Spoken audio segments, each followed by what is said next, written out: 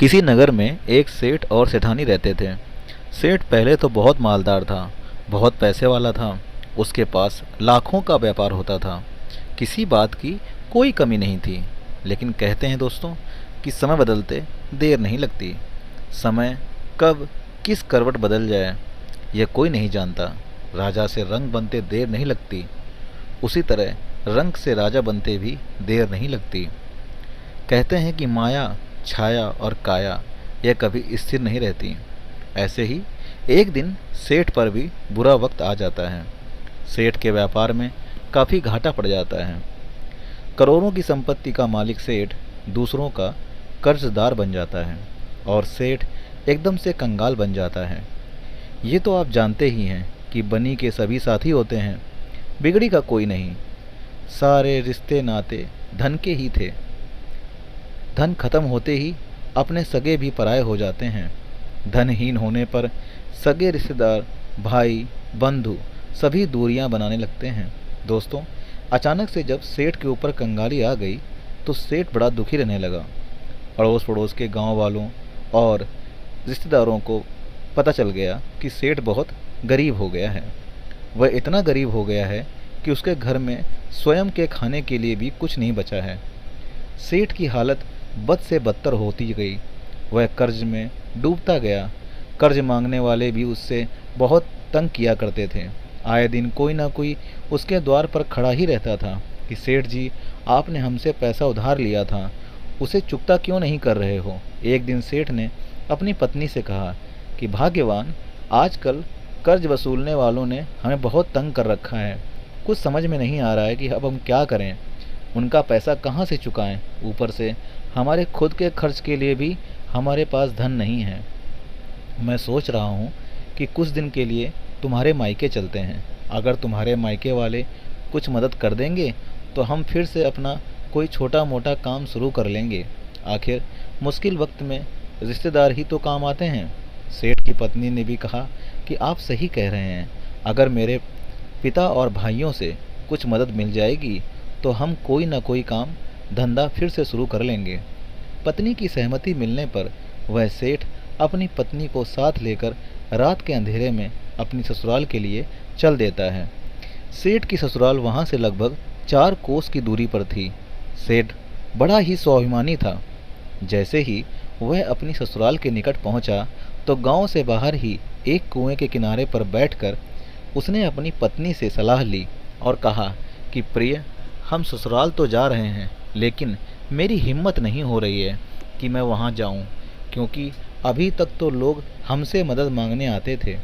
मैं लोगों की मदद किया करता था, लेकिन अब मुझे किसी के द्वार पर हाथ फैलाने पड़ रहे हैं।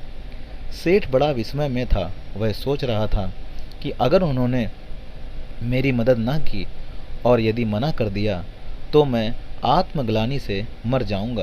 कहते हैं कि यह समाज उसी को खाने को पूछता है जो घर से खाकर आता है, जिसका पेट पहले से ही भरा होता है। लोग उसी को आमंत्रित करते हैं। भूखे लाचार लोगों को कोई नहीं पूछता। वह सेठ अपनी पत्नी से कहता है कि तुम एक काम करो, पहले तुम अपने पिता और भाइयों के घर जाओ। अगर वे लोग तुम्हें देखकर खुश हो जाएं, तुम्हारा खूब आदर सत्कार करें, तब तुम मुझे आकर यहाँ से बुला लेना।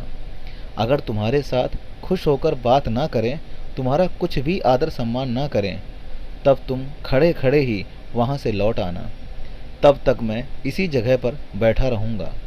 सेठ ने अपनी पत्नी से ऐसा कहकर उसके मायके में भेज दिया और स्वयं उसी कुएं पर बैठकर उसके आने का इंतजार करने लगा। सेठ की पत्नी अपने पति को गांव से बाहर उसी कुएं पर छोड़कर अपने मायके में जाती है और जाकर द्वार पर खड़ी हो जाती है। उसके भाइयों ने और भाभियों ने जब देखा कि हमारी बहन और ननद हमारे घर आई हैं, तो उसे देखकर वे लोग सोचने लगे कि इसका पति अब तो बहुत कंगाल हो गया है। कर्जा मांगने वाले दिन रात इन्हें परेशान करते रहते हैं, इसलिए जरूर यह कुछ न कुछ हमसे मांगने ही आई होगी। दोस्तों, कहते हैं कि निर्धन मनुष्य से सभी लोग कन्नी काटते हैं। सेठ की पत्नी अपने मायके में आंगन में काफ़ी देर तक खड़ी रही। किसी ने उसका सत्कार करना तो दूर, उसे बैठने तक को नहीं पूछा। कुछ देर खड़े रहने के बाद वह वहाँ से उसी स्थान पर वापस चली जाती है जहाँ उसका पति उसका इंतजार कर रहा था। उसने अपने पति को जाकर सारा हाल बताया कि मेरे भैया और भाभियों ने मुझे देखकर मेरा सत्कार करना तो दूर, मुझसे बैठने तक को नहीं कहा। सेठ ने कहा, प्रिय, अब हमारा उनके घर जाना ठीक नहीं है। भलाई इसी में है कि हम दोनों को अब यहीं से अपने घर वापस लौट चलना चाहिए। किस्मत में जो लिखा होगा उसी के सहारे हम अपना समय काट लेंगे। ऐसा विचार करके सेठ और सेठ की पत्नी वहाँ से वापस अपने गांव की ओर लौटने लगते हैं। उस समय पैदल का ही रास्ता था। चलते चलते जब वे अपने गांव के समीप पहुंच गए थे, तभी सेठ की पत्नी रास्ते में गिर पड़ती है, क्योंकि वह गर्भवती थी और ज़्यादा चलने की स्थिति में नहीं थी। अत्यधिक दूर चलने के कारण सेठ की पत्नी को प्रसव का दर्द उठ गया था। उसने तुरंत अपने पति से कहा कि मुझको रास्ते से उठाकर पास के खेत में ले चलो। सेठ अपनी पत्नी को उठाकर वहीं पास में स्थित एक बाजरे के खेत में ले जाता है। बाजरे के खेत में जाकर सेठ की पत्नी ने एक लड़के को जन्म दिया। थोड़ी देर के बाद जब सेठ की पत्नी होश में आती है, तब उसने अपने पति से कहा कि बच्चे को साफ करके तुम मेरी गोद में दे दो और इस गंदे खून को एक कपड़े में बांधकर खेत में जाकर गाड़ दो। सेठ ने वही किया। उस गंदगी को एक कपड़े में बांधकर उसी खेत में गाड़ने के लिए गड्ढा खोदने लगा। गड्ढा अभी थोड़ा सा ही खुदा था कि तभी उस स्थान पर एक कलश दबा हुआ दिखाई दिया। सेठ ने कलशे को बाहर निकाला तो उसमें सोने की असरफियां भरी हुई थीं। सेठ उस कलशे को लेकर खुशी खुशी अपनी पत्नी के पास आता है और अपनी पत्नी को बताता है कि परमात्मा ने हमारा सारा दुख दूर कर दिया है। इस बालक के जन्म के साथ ही भगवान ने हमें खूब सारी दौलत भी दे दी है। किसी ने सच ही कहा है, जब भगवान किसी को जन्म देता है तो उसके रहने खाने का भी इंतजाम पहले से ही कर देता है। सोने की असरफियों से भरे उस कलश को देखकर सेठ की पत्नी भी बड़ी खुश हो जाती है। सेठ खुशी खुशी अपनी पत्नी को साथ लेकर अपने घर आता है। उनके आने जाने के हाल को किसी अड़ोसी पड़ोसी ने नहीं जान पाया था, क्योंकि उस समय रात्रि का समय था। आज उस कंगाल सेठ की किस्मत फिर से चमक उठी थी। कुछ ही दिनों में सेठ ने अपना सारा कर्जा उतार दिया और बचे हुए धन से अपना व्यापार फिर से शुरू कर दिया। अब तो सेठ की जिंदगी बड़े चैन से बीतने लगी। एकदम से कंगाल सेठ फिर से इतना बड़ा धनवान बन गया। यह बात उसके अड़ोस पड़ोस वालों के गले नहीं उतर रही थी। वे सोचने लगे कि कल तक तो इसके घर में खाने तक को नहीं था। कर्ज मांगने वाले इसके द्वार पर खड़े रहते थे। अचानक से इसे ऐसा कौन सा खजाना मिल गया जो सेठ फिर से इतना अमीर बन गया। दोस्तों, किसी ने सच ही कहा है कि दुनिया में कुछ लोग दूसरे की तरक्की से, दूसरों के सुख चैन से बहुत जलते हैं। इतना तो वे अपने दुख से भी दुखी नहीं रहते। इंसान दूसरों की तरक्की से दुखी तो होता है, लेकिन उससे सीख कुछ नहीं लेता। सेठ का खुशहाल जीवन अब पड़ोसियों को रास नहीं आ रहा था। एक पड़ोसी की पत्नी सेठ के घर जाकर सेठ की पत्नी से पूछती है कि समझ में नहीं आ रहा कि तुम अचानक से फिर से इतनी खुशहाल कैसे हो गई। देखो ना, तुम्हारा सारा कर्जा भी उतर गया है, फिर से लाखों का व्यापार चलने लग गया है। पड़ोसन मीठी मीठी बातें करके उस रहस्य को जानना चाहती थी कि सेठ फिर से इतना धनवान कैसे बन गया। सेठ की पत्नी बड़ी भोली भाली और सीधी सादी थी। उसने जैसे जैसे धन मिला था वो सारी बात पड़ोसन को बता दी। पड़ोसन यह सुनकर अपने घर जाती है और अपने पति को सारी बात बता देती है। सेठ को धन मिलने की बात सुनकर पड़ोसी के पेट में पानी हो जाता है। पड़ोसी बड़ा जमींदार था। जिस खेत में सेठ को धन मिला था वो खेत इसी पड़ोसी का था। उस जमींदार पड़ोसी की नीयत खराब हो जाती है। वो कहने लगा कि वो खेत तो हमारा था जिसमें उसे धन मिला है, उस धन पर तो हमारा अधिकार होना चाहिए। मैं उस सेठ से अपना धन वापस लेकर ही रहूँगा। पड़ोसी ने राजा के दरबार में सेठ पर मुकदमा कर दिया। वह कहने लगा कि महाराज, फला सेठ को हमारे खेत में गड़ा हुआ धन मिला है। वह धन हमारे दादा ने खेत में गाड़ दिया था। जब धन हमारे दादा का है तो फिर उस धन पर हमारा अधिकार होना चाहिए। सेठ से वह सारा धन हमें वापस मिलना चाहिए। अब तो राजा ने उस सेठ को दरबार में बुलाया और उससे पूछा कि हे सेठ, सच सच बताना कि तुम इस व्यक्ति के खेत में गड़ा धन निकाल कर लाए हो क्या? यह आदमी कह रहा है कि धन मेरे दादा का है। सेठ ने कहा, जी हुजूर, मुझे इसके खेत में गड़ा हुआ धन मिला है। तब सेठ ने अपनी पूरी कहानी राजा के सामने बयां की कि महाराज, इसके खेत में मेरी पत्नी ने एक बेटे को जन्म दिया।